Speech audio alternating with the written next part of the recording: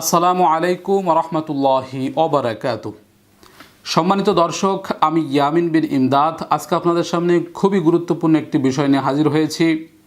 তা হলো তারাবির নামাজ প্র্যাকটিক্যালি কিভাবে পড়তে হয়।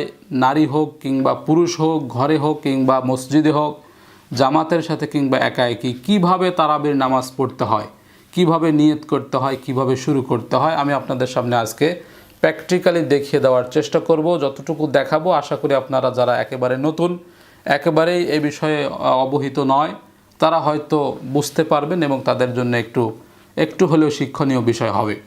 তো ধৈর্য সহকারে ভিডিওটা আজকে শেষ পর্যন্ত দেখবেন। ইনশাল্লাহ কিভাবে নামাজটা শুরু করতে হবে এবং কিভাবে শেষ করতে হবে মোনাজাত পর্যন্ত আপনাদেরকে আমি প্র্যাকটিক্যালি আজকে দেখিয়ে দেওয়ার চেষ্টা করব। তো সম্মানিত দর্শক, আমরা একা একা যারা তারাবির নামাজ আদায় করব অথবা ঘরে মা বোনেরা যারা একা একা তারাবির নামাজ আদায় করেন, কখন এবং কিভাবে শুরু করতে হবে বিষয়টা আপনারা আমার দিকে একটু খেয়াল করবেন, তাহলে অল্প সময়ের মধ্যে বুঝতে পারবেন। প্রথমে আপনি এশার নামাজটা পড়ে ফেলবেন। এশার ওয়াক্ত হওয়ার পরে এশার নামাজটা পড়ে ফেলবেন। এরপরে আপনি তারাবির নামাজটা শুরু করবেন। কিবলামুখী হয়ে নামাজের মুসল্লায় দাঁড়িয়ে অন্তরে সংকল্প করবেন যে আমি আল্লাহর সন্তুষ্টির জন্য কিবলামুখী হয়ে 2 রাকাত সুন্নাত সালাতুত তারাবিহ আদায় করার নিয়ত করছি।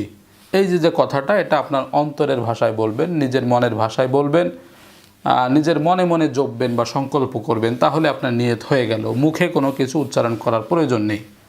এভাবে নিয়তটা করে আপনি তাকবীরে তাহরিমা আল্লাহু আকবার বলে হাত বাঁধবেন।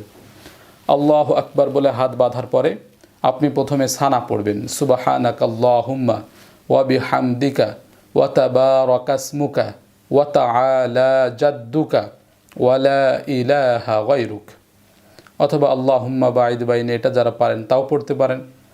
তো সানা পড়ার পরে আপনি আউযু বিল্লাহি মিনাশ শাইতানির রাজিম বিসমিল্লাহির রহমানির রহিম পড়বেন।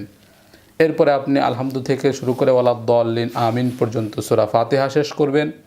এরপরে আবার বিসমিল্লাহ পড়ে যে কোনো জায়গা থেকে একটা সূরা আপনার যা মুখস্থ আছে আপনি পড়বেন।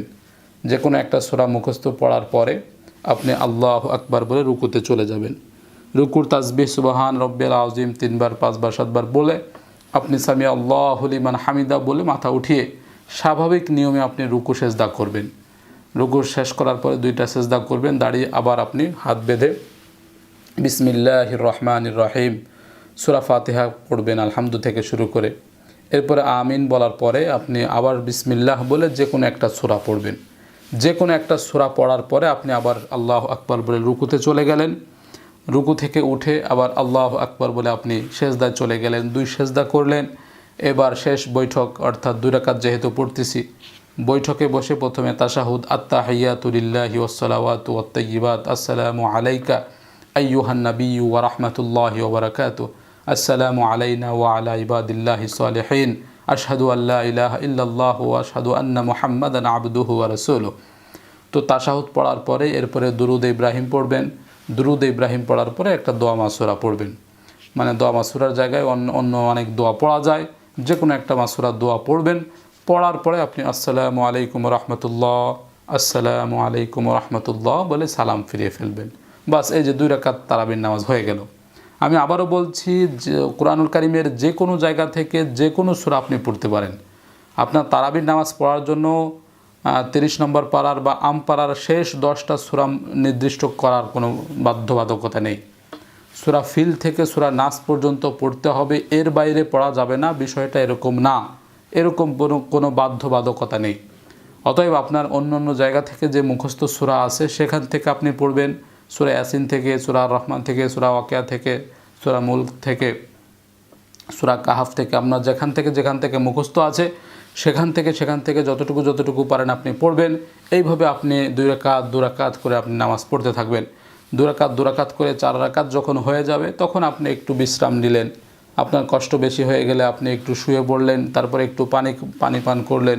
এরপর আপনি আবার দাঁড়িয়ে গেলেন, দাঁড়িয়ে আপনি আবার 6 নম্বর রাকাত শুরু করলেন।